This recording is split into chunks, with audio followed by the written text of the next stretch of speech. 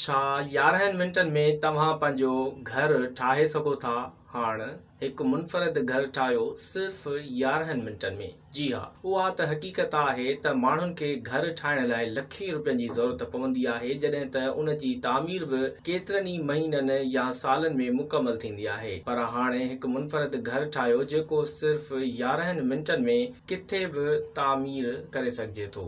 उन घर जी क़ीमत $8,000 मतिलबु पाकिस्तानी 22 लख पाकिस्तानी रुपयनि खां वधीक आहे। हैरत जी ॻाल्हि इहा बि आहे त उहे घर फोल्डेड बि थींदा आहिनि ऐं फोल्डेबल नंढा घर हिकु अमरीकी कंपनी CMX सिस्टम पारां डिज़ाइन बि कया विया आहिनि।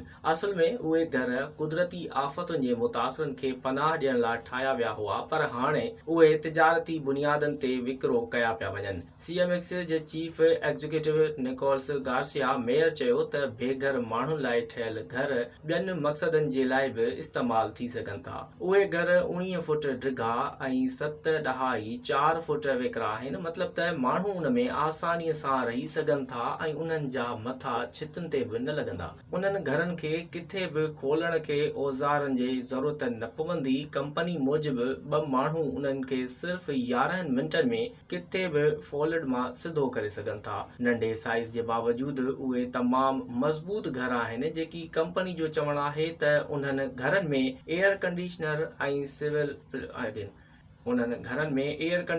ऐं सोलर प्लेट्स बि लॻल आहिनि, जंहिं सां आराम सां इंसान रहे थो।